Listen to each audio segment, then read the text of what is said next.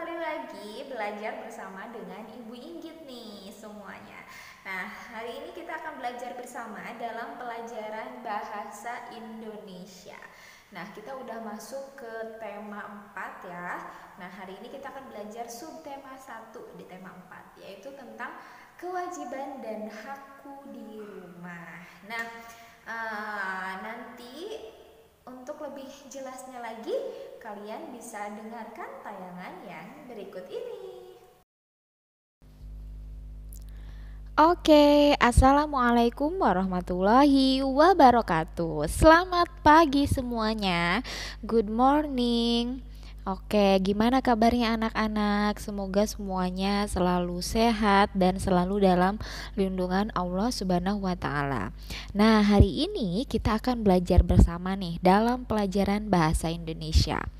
Nah, kalau kemarin kalian sudah melaksanakan penilaian harian ketiga, itu artinya kita akan lanjut nih ke tema selanjutnya, yaitu tema 4, subtema 1.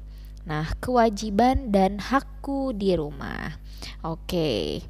Nah, tujuan pembelajaran kita kali ini adalah peserta didik, yaitu kalian, dapat menemukan dan menyusun kalimat saran yang baik dengan tepat dan juga benar ya.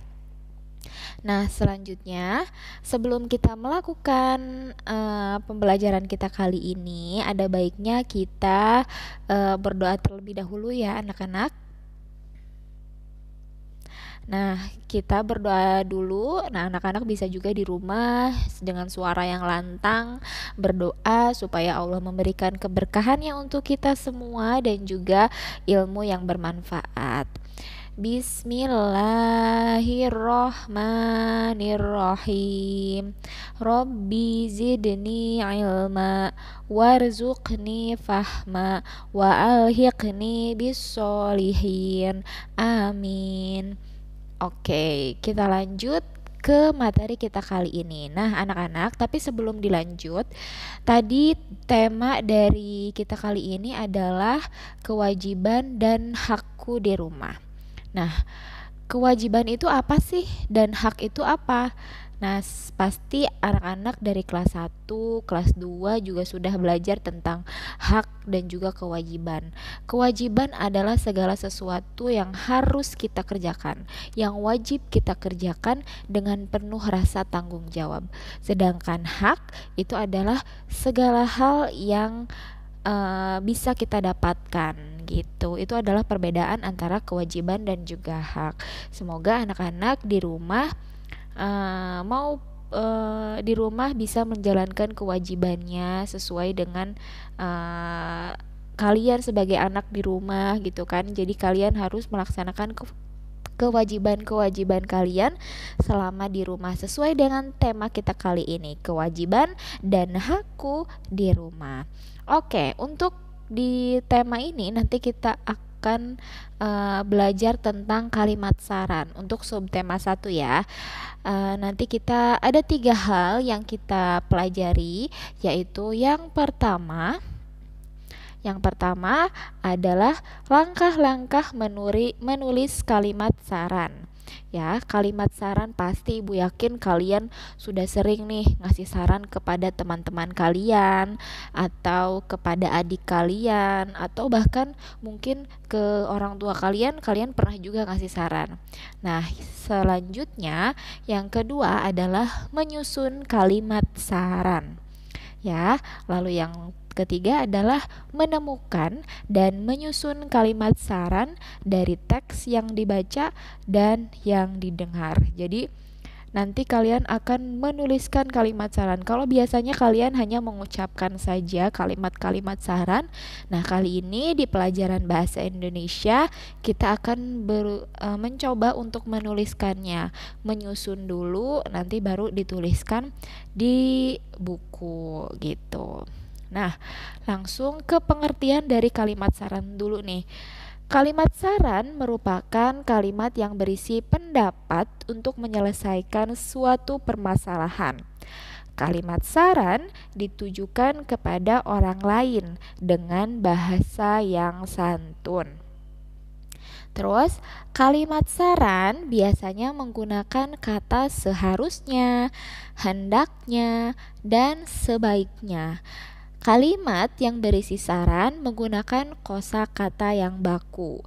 Kalimat saran ditulis dengan ejaan yang sesuai pedoman umum ejaan bahasa Indonesia dan susunan kalimat yang benar. Nah, anak-anak di sini ada dituliskan kalimat yang berisi saran menggunakan kosakata yang baku. Di awal semester, di awal kita kelas 3, kita sudah belajar bagaimana menemukan kosakata yang baku ya. Salah satunya dengan cara mencarinya di KBBI, Kamus Besar Bahasa Indonesia.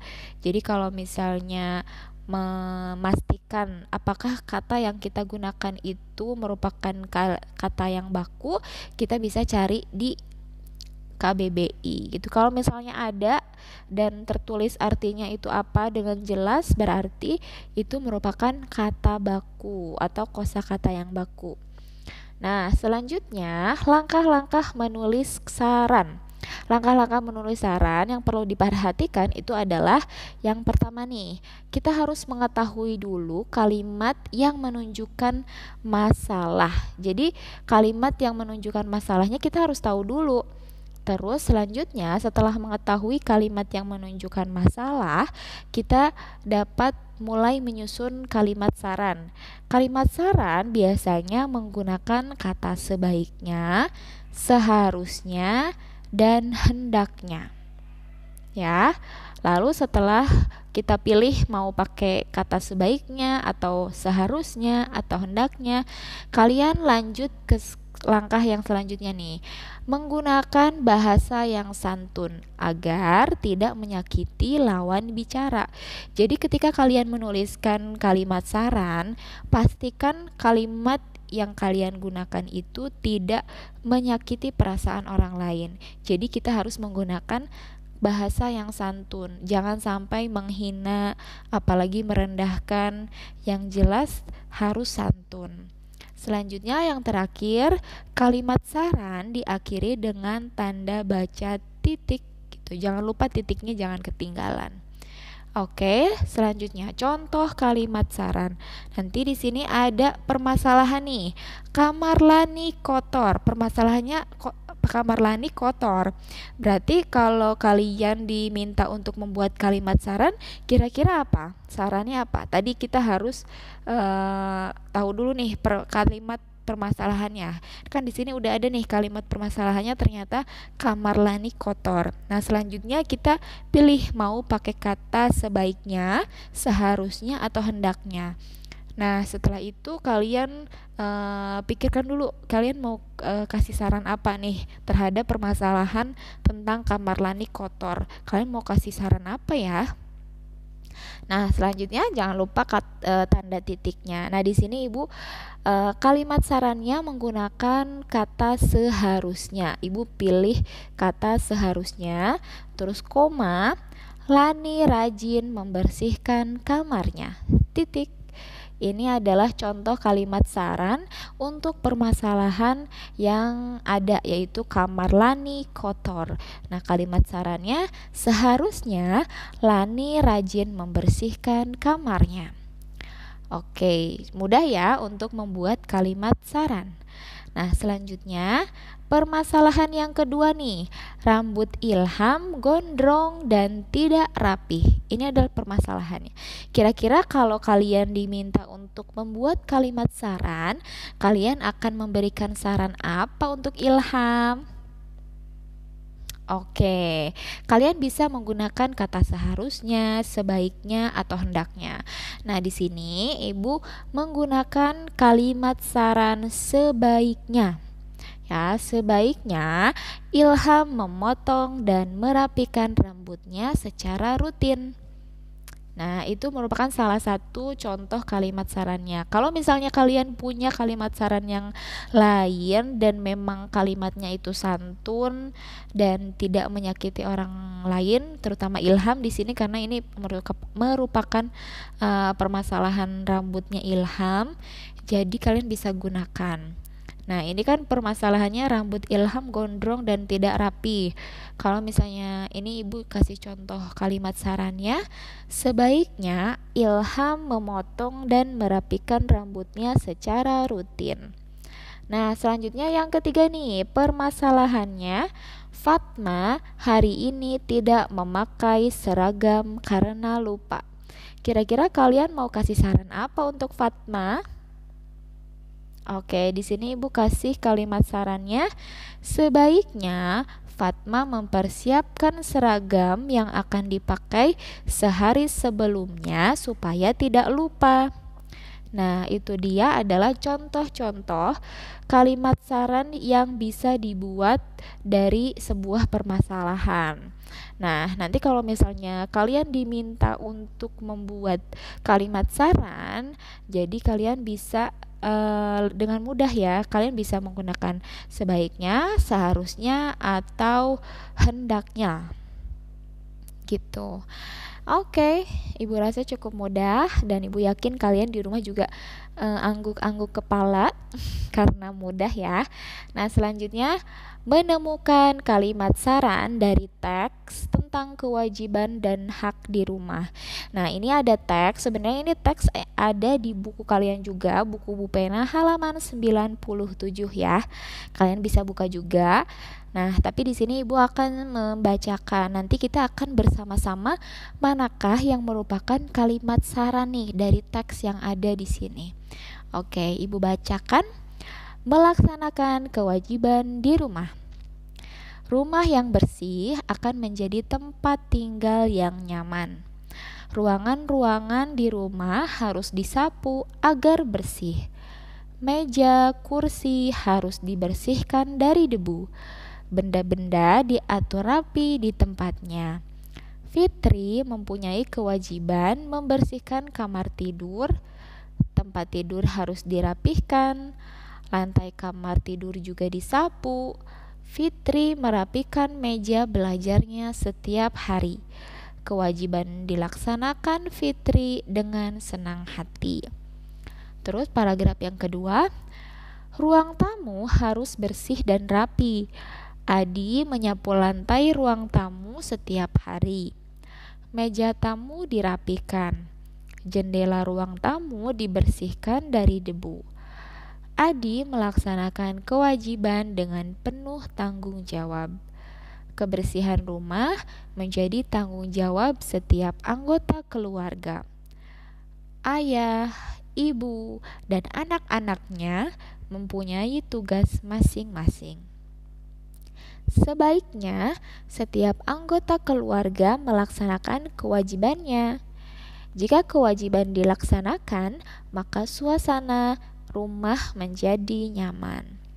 Oke, nah coba yang mana kira-kira yang merupakan kalimat saran? Yang mana? Ya, di sini nih, sebaiknya setiap anggota keluarga melaksanakan kewajibannya. Titik. Nah, ini merupakan kalimat saran yang ada di teks melaksanakan kewajiban di rumah. Karena di sini sudah jelas ada kata sebaiknya. Setiap anggota keluarga melaksanakan kewajibannya, berarti ini merupakan kalimat saran. Nah, agak mudah kan bagaimana menemukan kalimat saran dari teks. Nah, selanjutnya menyusun kalimat saran dari teks tentang kewajiban dan hak di rumah. Nah, ini ada teks lagi, teks halaman 101. Kalau tadi kita cuma menemukan saja, kalau dari teks yang ini kalian akan membaca, lalu kalian akan mencoba menyusun sendiri nih kalimat sarannya. Kalau tadi mah tinggal tunjuk aja mana yang kalimat saran, tapi kalau di sini kalian menyusun kalimat saran. Jadi tidak ada kalimat sarannya secara langsung di teks ini, tapi nanti kalian harus menentukan kalimat sarannya berdasarkan teks tentang menjaga kesehatan tubuh. Ya, kita sama-sama baca ya. Menjaga kesehatan tubuh. Menjaga kesehatan tubuh merupakan kewajiban. Kita berhak mendapatkan tubuh yang sehat. Tidur malam yang dengan nyenyak membuat tubuh beristirahat. Kesegaran tubuh akan kembali setelah kita beristirahat. Bangun pagi, badan terasa segar. Selain memperhatikan waktu tidur, kita juga perlu memperhatikan kebersihan tubuh. Mandi setiap hari secara teratur merupakan cara menjaga kesehatan tubuh. Selain itu, kita juga perlu menjaga kebersihan pakaian. Nah, itu dia tadi merupakan teks tentang menjaga kesehatan tubuh. Kira-kira kalimat saran untuk menjaga kesehatan tubuh ada apa saja ya? Kalian bisa lihat tuh dari teksnya tadi. Ada tidur malam dengan nyenyak, atau misalnya memperhatikan waktu tidur, atau menjaga kebersihan pakaian dan lain-lain. Tapi kalian harus menyusun kalimat sarannya. Jadi mulai dari kalian mau pilih pakai kata sebaiknya atau seharusnya atau hendaknya, kalian pilih. Nah, di sini ada 3 yang ibu buat kalimat saran ya dari teks ya tentang menjaga kesehatan tubuh. Yang pertama adalah sebaiknya kita mandi setiap hari secara teratur. Ini ada ya di teks yang tadi. Nih, kita perlu menjaga kebersihan. Mandi setiap hari secara teratur merupakan cara menjaga kesehatan tubuh. Nah, ini dari sini kita ambil nih sebagai kalimat saran. Sebaiknya kita mandi setiap hari secara teratur. Lalu yang kedua, ibu ambil seharusnya kita memperhatikan waktu tidur dan tidur malam dengan nyenyak nih.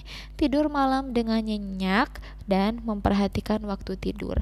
Jadi di sini ibu pakai kata sarannya itu pakai seharusnya, terus koma, kita memperhatikan waktu tidur dan tidur malam dengan nyenyak.